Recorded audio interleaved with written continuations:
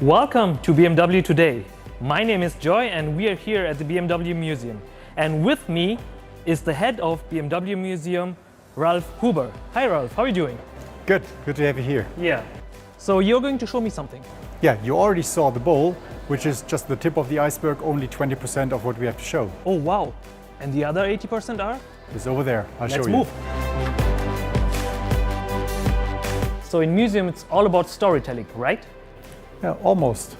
It's also about figures. So if you give me a figure, I tell you a story. Well, it's very easy. Let's start with one. Okay. Let's go. Of course, we land here with the M1. M, the most powerful letter in the alphabet, right? Yeah, of course. And what does the M1 stand for? Well, without the M1, all the other M cars in this hall wouldn't be there. The M1 founded the M series, so to speak, and is a very special car for us. And this car was built actually for a racetrack, right? Well, it was the homologation car for a pro car series that was started in '79.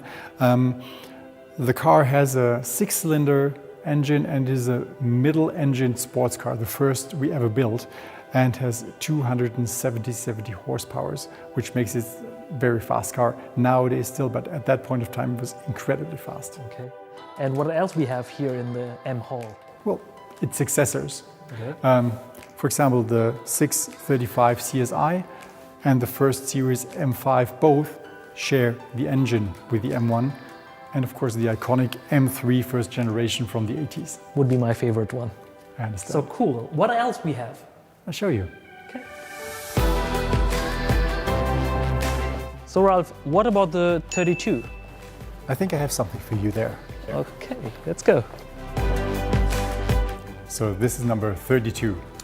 It's a motorcycle. Yeah, it's the R32, which came out in 1923. It's the first ever vehicle we built as a company, and it features a boxer engine and a cardan shaft, which still appears in nowadays motorcycles. Very cool. So let's move on. Okay. Okay, let's have something different. 1916. It's 1916. Okay, let's have a look. So now I tell you something about 1916. It is the year that BMW was founded. Okay, and why are we here? Because BMW stands for Bayerische Motorenwerke, and this is the display of a selection of engines we built. I wonder which car this engine fits into. No car at all. It's an aircraft engine, and those kinds of engines were the first things we ever built. Oh, very nice. Good to know. So let's move on. Yeah. What about 251? That's simple. Just turn around and look down there. That's 251. I thought that's a 507. You're right, that's the BMW 507, but it was built only 251 times. Okay, and this color is very special. How many cars in that color? Only one, this exact one. The story behind it is that the customer at that point of time took the favorite scarf of his wife and had the car painted in that exact color. Oh, wow. And what does the 507 stand for? It stands for aesthetics, for a beautiful car. And if you look behind you, the Z8 is also here on the BMW Platz. That's actually the reincarnation of the 507, a modern interpretation, so to speak. I can see a 007 at the Z3.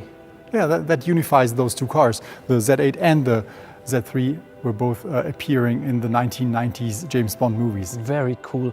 And the Z1 doesn't have any doors?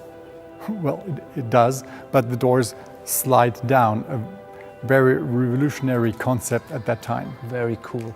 Tell me something about the 328. Well, the 328 was a car we built in the 1930s. And at that point of time, it was an extremely sporty car and also founded our image of sportiness. Okay, very cool. So what's next? You decide. Let's go. What about number 9? Yeah, I have something. Okay, let's go. Well, BMW Isetta, mobility for everybody, right? Of course. Imagine in the 1950s, people were looking for smaller cars. affordable cars. So beside 501, 502, 507, we also built the Isetta, affordable for everybody, and people took this small car over the Alps, drove to Italy and went for vacation. Well, that's very cool, but how does that fit into that setup? Because we tell a very special story here. It's a story about Klaus Jacobi and his friend, 1962. Remember, the border between East Berlin and West Berlin was closed. It was a separated city. So he had to find a way to get his friend across. So he cleverly built a spot into the Isetta behind the seating bench. He built a space in here. His friend hid in the car and actually managed to get him across the border. So actually that's an escape car. Yes, it is. And we were talking about number 9. How does that fit in the story? It's very easy. In total, 9 people found freedom and fled with an Isetta from East to West Berlin. Wow, that's very impressive. It's a very emotional story. Thank you for that. Can we move on to the next story? Of course.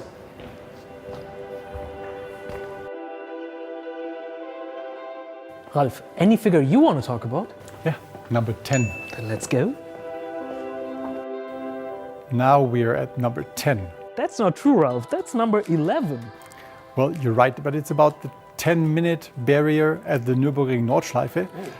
In the 1960s, very important, nobody broke it. And then we came with a 2000 Ti in 1966 and broke that magic barrier. Okay, and that founded BMW M Motorsport? Well, not at all. I mean, we did racing, motorsports from the beginning on with motorcycles and cars. Okay. But in the 60s, that's when we climbed the top touring car racing with this baby. And of course, afterwards followed all the other beautiful cars you see in this room. Yeah. Well, seems like you know all your figures. I could have picked any number, I guess, and you would have told me a story, right? Well, possibly. Thanks for your time. Hope to see you soon again. And for you guys, thanks for watching. That was BMW Today from BMW Museum, and I hope to see you next time.